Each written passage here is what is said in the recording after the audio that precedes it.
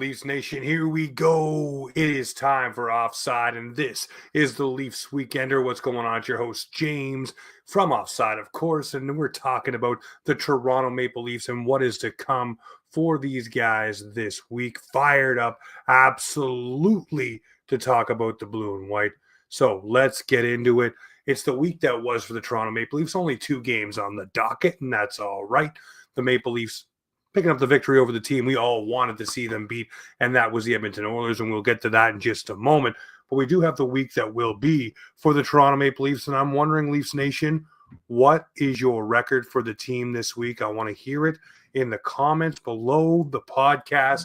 Let me know what you think. We got the Flames, we got the Kraken, we got the Canucks. I want to know what you think. The last 4 games before the Four Nations Cup, I want to see where you come out. For me, I'm looking at it like this. 3 games, not even 4. I'm saying 2-0-1 for the Toronto Maple Leafs, coming firing out of the gates here for this week. Oh, we got Andy coming in saying it's going to be 3-0-0. Let's get it interactive. Get in here. All right. So, yeah, I'm calling 2-0-1. The one game I think the Leafs will have a little trouble with, I think, will be the Vancouver Canucks. It's a Saturday night. We're changing the time for them. You heard Connor McDavid crying about it this week. Oh, the Toronto Maple Leafs come in and we got to play at 5 o'clock. Well, you know what? Vancouver does the exact same thing when the Leafs come in. But guess what? When you're the meal ticket for the league caters to you and their fan base, not yours. Vancouver, if you don't like it, well, tough for you. But the Maple Leafs this week, I'm calling 2-0-1 for the blue and white. And hey, we're getting some positive news here for the Maple Leafs, as we've seen on Saturday night. John Tavares back in the mix. Matthew Knies back in the mix. But unfortunately, as one guy comes back, another one goes out the door. It looks like Oliver Ekman-Larsson may miss some time. We'll know the severity of the injury as the week progresses here. We have a game coming up Tuesday night, so hopefully tomorrow we do get a little clarity on what OEL is going through and what will happen. Obviously, a lot of trades going on around the league. Maybe the Leafs dip their toe in that water a little early before the Four Nations Cup, get somebody here, start getting them acclimatized to what it is to be a Toronto Maple Leaf. And of course, Anthony Stolarz, another player working his way back from an injury, said really he feels great, just needs to get back into game shape, which we all know game shape's different for everybody. But for a goaltender, they really want to make sure they're minding their posts, the sliding across, all the movement feels good, especially when you have to make the saves that the Leafs count on our goaltenders to be making on a consistent basis. So I look at it like this and say, okay, Anthony Stolarz, take your time. There's 3 games left.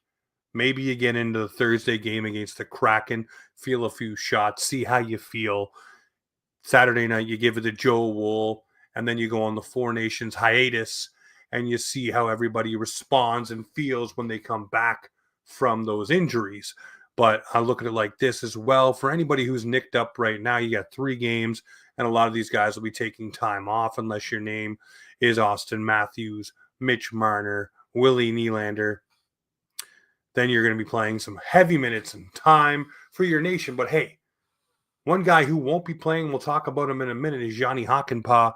That guy on the injury report, well, like I said on the sandwich board, Hakan-gone, because I think this guy's going to be done. But we'll talk about that in a minute. Lineup talk for me. I want you to clip this one. I've said this 100 million times. Jim Berger knows it. Rod Peterson knows it. Heck, anyone who's ever come on the show knows how I feel about this. When you put players in a position to succeed, they usually find a way to do so. When you put players where they're supposed to be slotted in the lineup, they don't look like they are a weak link to this team. Now, there still are a few weak links in the lineup, but for me, when you put guys in the proper positions to play, you get Saturday night. You get guys slotted where they're supposed to be on the 3rd line, on the 4th line, heck, on the 2nd line. You get where they need to be playing, and it allows continuity to flow throughout your lineup. And I understand injuries have played a factor of why guys have been elevated, but it also shows you how paper thin the Toronto Maple Leafs can be without guys like John Tavares, without guys like Matthew Nyes, when Mr. Domi is not playing the way that he is supposed to be playing for this team on the ticket that he's on. Listen, it's not the most expensive one, but come on, Domi, we need some points. We definitely need some secondary scoring out of him as well. A lot of people saying, hey, fire him off to the sun, trade him away, buy him out in the offseason. No, this guy committed to being here. He can be a useful piece for this team. We've seen him with Matthews tail end of last season, so he does have the dishing power to throw it to Stolarz. And hey, maybe on a line with another center that comes in through the trade deadline and a Nick Robertson or someone else, we'll see what happens.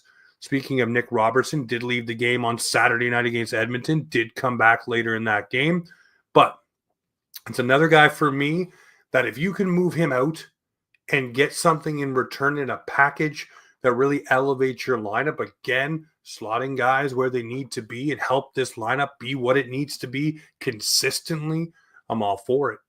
I know we all want to see the guys that we draft get better, succeed, and be a part of this lineup for a long time. Sometimes it doesn't work out that way. Sometimes you're not the belle of the ball. Sometimes you have to be the trade piece that gets us that belle of the ball for the lineup. And the Leafs do have some holes. So we'll see what happens there. But for one hole for me, I look at this team, and guys, I've been saying it all season long. And yes, Clark, I'm bringing out the drum. I'm starting to beat it. And not for a trade this time. It's for the coaching staff on the power play. It has become, yet again, way too predictable. Yet again, not enough movement. You see the successful power plays. I even said it to John Trottier when the Leafs were playing the Ottawa Senators. Just the movement that they had. They don't have all the finish in the world. I understand that over in Ottawa, but they do have the movement. They do have the defensemen all looking around, trying to make a block, trying to get in the lane, trying to block a pass, but they just snap it around so well. They had a little bit more finish guys like an Austin Matthews or a Willie Nylander. That power play really could definitely do some damage around the league. So I'm looking at the Maple Leafs and saying, why is it so stagnant? Why are they not trying different things? Why is there, it looks like movement, but it's just around the perimeter. Get a shot on net. Get something greasy. Get something grimy. Get something going. Get this squad fired up. And the power play to me needs to be better. And then the penalty kill. I've been on Lane Lambert's side this season saying, hey, he's been an advocate. He's been on the bench. He's yelling. He's pointing. He's screaming. He's red in the face. The veins are popping out of his neck. And this guy is just putting on a show on the bench, trying to keep that power play excited and elevated and ready. But now it's not. It's starting to tail off and drop. And I'm wondering if we need to get the proper guys in here to get that done.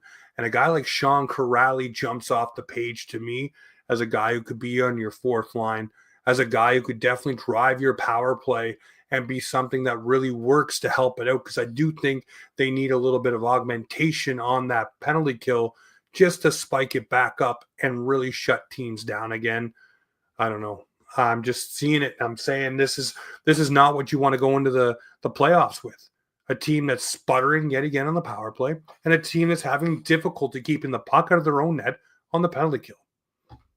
I know they're not the worst in the league, but you can be a lot better. And if you want to be a Stanley Cup contender, you better be in the top 10.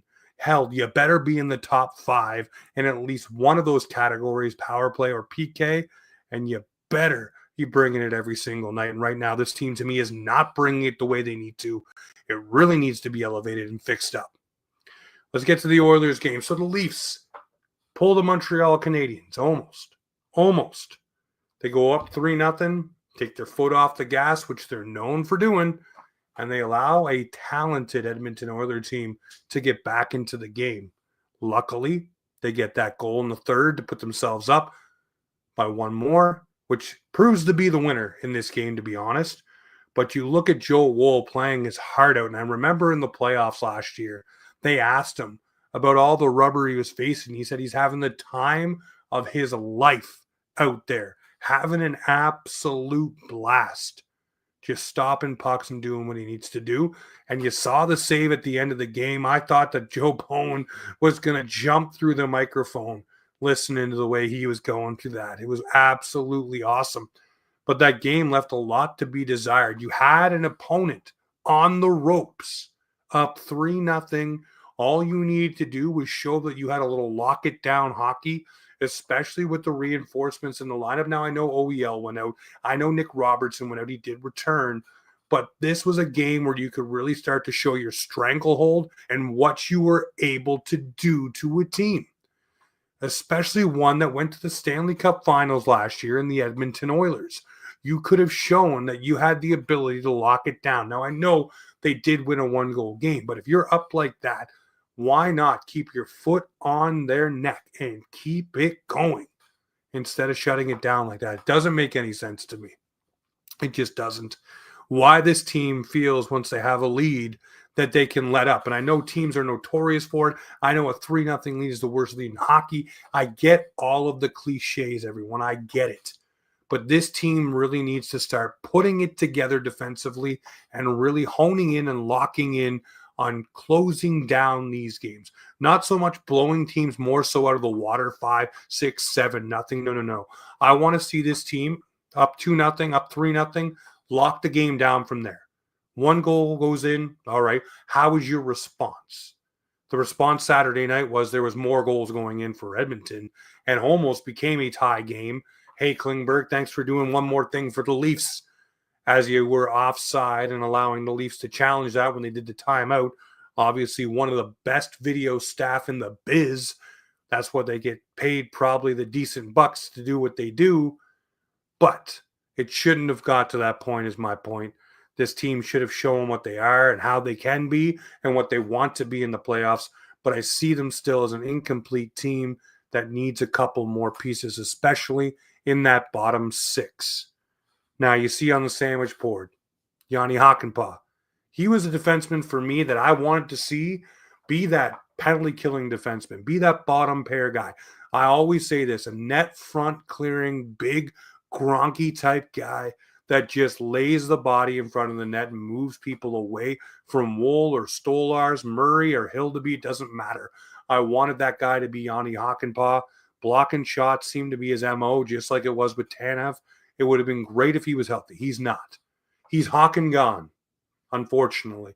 He's not playing in the Four Nations. Craig Berube was asked for an update. He was skating with the team. He doesn't have one. There's no update. That doesn't sound promising to me. I understand it's a cheap contract. I understand you can bury it. I understand you can move on from the guy, so to speak, still have him around the team, try to get him up to speed, try to keep him healthy. But as for his playing career, it seems like it's probably done. It seems like the injury news about his knee in the summertime, we all probably should have bought in a little bit more and understood that this guy probably wasn't going to be a guy. And that kind of sucks because what he brings is kind of what we're missing. I would love to find a defenseman like him that is healthy, that can block shots, clear the front of the net, just be a rugged type guy that really brings it. I know you're going to say, oh, we got McCabe and we got Benoit, and OEL's got a little spark to him too. They're not that big, gronky, net front clearing kind of guy. And that's what the Leafs need right now, especially to protect Wool and Stolarz from the Perrys of the world. And by the way, I don't know if you follow over on Twitter. If you are following on Twitter, thank you very much. Drop a subscribe over on YouTube too. What are you waiting for? It's been a little bit of a time. Get yourself on the subscribe. We got videos coming. It's going to be fun times for the rest of the season. I dropped a little tweet saying, hey, isn't it fun to watch Corey Perry lose again? Because they showed a dejected Corey Perry at the end of the game. And it seems to be a common theme in kind of big moments. You know, that Stanley Cup kind of thing. I know everyone's going to say, well, at least the Leafs, they never get there. At least the teams he plays for does. Well, they never win. Just going to say that. So you always see a dejected Corey Perry. It's kind of funny to see. I'm sorry. The guy's a worm. You heard John Tavares. You see him falling on goalies and falling on other people and just kind of hurting them. I don't like it. Don't like the way it is. So, yeah. Make sure you drop a follow. Have a little fun. But Hakan-gone. I think Hakan-gone is over and done with, and I think the Leafs will find a Bruley kind of defenseman to patrol in front of their net to be that guy, especially on the PK. And then Stolarz, we talked about him a little bit earlier. He's close. Like I said, give him a game. Give him the Seattle game. Let him feel it out. Let him see how he feels. Then obviously rest him again. Let him see what he's got going on. For me, I look at Stolarz and say, hey, if this combo can work him and Wool and they can get the saves and do all of the things that those two need to do to keep things rolling, I'm all for it. So we'll get Stolarz into that game in Seattle, see how the knee is. You got the Four Nations break coming up, so he gets a little game action and then rest again just to put himself to where he needs to be. Then, my guy Domi, Leafs Nation, put it down. Put down the hate. Stop. Press pause. This guy loves being here. Okay? He's a firecracker. I understand his cap hit. We should demand more, and I definitely do. And I think it is coming. I don't know if he's dealing with something. I don't know if it's just a constant moving around the lineup and not having a firm spot. Seemed like when he had a firm spot with Matthews last year, he soared. This year, when he had a firm spot with Robertson, I think it was McMahon or whoever it was when that line was clicking. The ID line, I think they called it on Sportsnet. That was something, right? So for me, I'm looking and saying, hey, let's get Domi back to where he needs to be after the Four Nations. Get him a couple of line mates. I'm sure there's a couple of moves coming, and we're going to see what it is. Let's lead into that right now. One guy I wanted the Leafs to get, and I was beating the drum. I wanted Yanni Gourde. Looks like Gourde's out for a while. Does that lower the price on him? Do the Leafs go, hey, we still want this guy. We know his injury. He's got a hernia surgery. I know he's going to take a little while to come back. How about we shave it down to this, that, or the other thing so we can get him in our lineup? It'd be great. Or maybe you say, hey, we want him and Alexiak or something like that. Just get two good players onto this squad. Another guy is Scott Lawton. If Philly's really going into a fire sale, is that a guy you chase after? And then, of course, I said earlier, Sean Corrali, another not so sexy name on the trade board, but a guy that can come in, be in your bottom six, make some noise, and be on the penalty kill. Shore up what your problems are. The penalty kill is a problem right now. The bottom six is a problem right now. Shore it up, and then find yourself. I know they always go at the deadline and find themselves a Labushkin or a Shen or this or that. Find somebody that you can get that maybe you can lock in for a couple of years. That's just going to be that net front clearing guy. We need it. We need somebody. And then we need a big body, obviously, for the power play. I'm saying Nyzy. That's the guy who's going to do it. And we saw it on Saturday night, the way he's able to be in tight and just move that puck and still score. That's a thing of beauty, my friends. Thing of beauty. And I said it last time, I would have the blue beard. I don't know where I put it. I have one left for our friends over at Boxing Rock Brewing Co. This right here is the Offside, the Leafs Weekender. So subscribe over on YouTube. Follow us over on TikTok. Make sure you follow me here on the Twitterverse or the Bird app or whatever they call it these days, X. But get in there, check it out. But right now, the Boxing Rock Bearded Blue Warrior of the week for me is going to be Joe Wool. This guy obviously was supposed to be the starting goaltender. Got hurt at the beginning of the year. Anthony Stolarz took the ball, ran with it. Then Anthony Stolarz gets hurt. And all of a sudden, you now have Joseph Wool being the guy who's doing the show. For me, this guy has picked the team up and said, all right, I'm not going to be 100% every single night. The best goaltender in the world. You're going to have to pick up the play around me with your defense. But I am going to make the saves at key times. 1 second left. Saturday night against the Edmonton Oilers to keep the game where it needs to be.